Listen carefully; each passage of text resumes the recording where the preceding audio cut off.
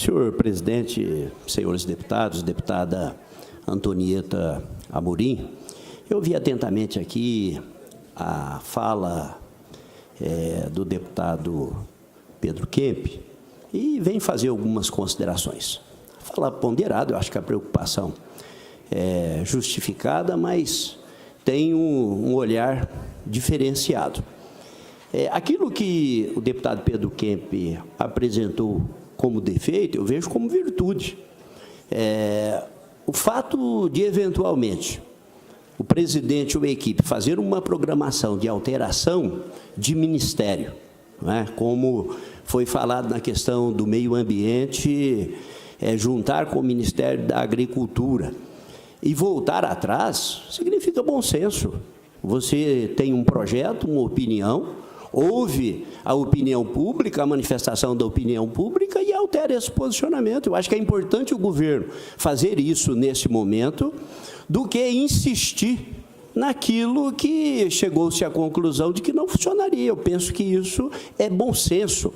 Ninguém inicia um governo, e também não me lembro que o presidente Lula tenha iniciado o governo sem mudar o ponto de vista. O discurso do presidente Lula, inclusive com relação a banco, era completamente diferente da forma como ele exercitou o seu governo, da mesma forma a presidente Dilma. Treino é treino, jogo é jogo. Não é? Começa a se jogar agora. E é evidente que nós vamos ter aí alguns desencontros. Penso que o presidente Bolsonaro ele precisa urgentemente de um assessor de imprensa, alguém que fale por ele, não é? Para não ocorrer manifestação extemporânea como aquela da mudança da embaixada, num momento realmente completamente inadequado. O presidente da República ele precisa de um porta-voz que fale por ele, principalmente quando se trata de assuntos polêmicos, porque a fala do presidente da República, ela exerce, deputado Paulo Sciuffi, não é? Uma influência muito grande, né? Inclusive nas relações internacionais, tem que se ouvir, inclusive Itamaraty, não é? Como que funciona essa questão das relações internacionais, porque isso, inclusive, impacta a Bolsa, né? O mercado financeiro. Mas, no geral, eu penso, deputado Pedro Kemp, que nós precisamos de esperar. Eu acho que esse discurso, antes de iniciar o governo, né, a gente pensar numa catástrofe, eu acho que nós temos que dar oportunidade. Né? Me lembro muito de uma frase, deputado João Grandão, deixa o homem trabalhar, né, que foi usado no governo do presidente Lula, num período de intensa crise.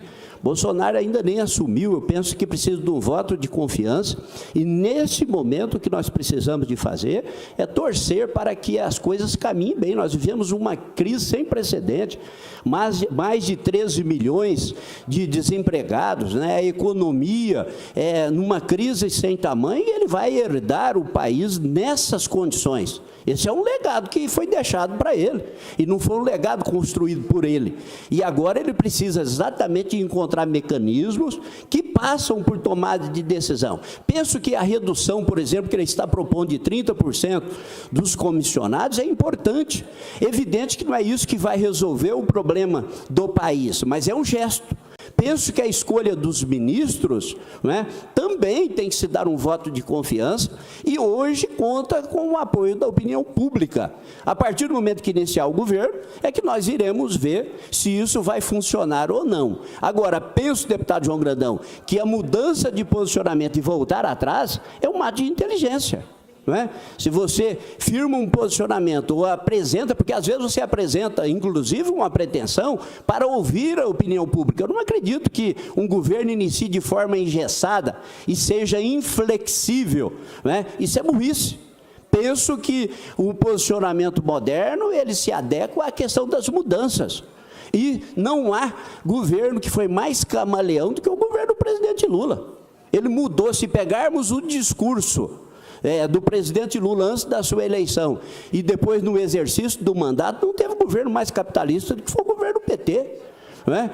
Obviamente que nós temos aí discussão quanto à questão socialista, distribuição de recursos, de dar muito peixe sem ensinar a pescar, mas foi um período em que os bancos tiveram o maior lucro da história, se deu exatamente nesse governo. Então, eu penso, a visão que eu tenho é de que nós precisamos e torcemos para isso, para que o novo governo tenha tranquilidade para montar a sua equipe. não é, satisfeitíssimo com a escolha da deputada Tereza Cristina para o Ministério da Agricultura, não apenas porque é uma sul-mato-grossense, mas pela sua competência, já foi testada aqui no Estado, parlamentar federal, conhece o setor como ninguém, e não apenas, deputado João Grandão, para o grande produtor, para o médio produtor, para a economia familiar, eu penso que a deputada Tereza Cristina será uma grande escolha. O Paulo Guedes, como ministro da Economia, nós temos que dar uma oportunidade, às vezes um pequeno deslize, como houve na questão orçamentária, não retira o embasamento daquilo que ele pensa como ministro, isso terá tempo, a equipe técnica, para poder dar sustentação. Penso que o posicionamento assumido em relação ao BNDES é uma grande caixa preta que vai ser aberta agora, a quebra do sigilo do BNDES, os empréstimos para os países da África, os empréstimos direcionados a Cuba, né, direcionados a outros países, para a própria Venezuela, 6 meses atrasado, não é? São mais aí de 2 bilhões aí de empréstimos aí, destinados a esse país, inclusive sem segurança, sem garantia. Né? E o Tesouro Nacional é o fiador desses empréstimos ao Banco Nacional de Desenvolvimento Social. Então, na verdade, o papel do novo presidente é dar clareza, trazer ao país aquilo que, ao longo desses anos, foi varrido para baixo do tapete. A sociedade precisa de conhecer isso, e eu penso que, nesse momento, fazer qualquer fala no sentido catastrófico é fazer conjectura, é torcer para que as coisas caminhem errado, e nós precisamos de torcer para que caminhem bem e dar ao novo presidente um voto de confiança para que ele forme o seu ministério, escolha a sua equipe e possa devolver ao país a esperança que os brasileiros têm, não é, de o país voltar a andar. Nós só teremos melhor saúde, melhor educação, mais desenvolvimento, infraestrutura, com o país caminhando bem, o empresariado acreditando, investindo, gerando emprego, porque não há milagre.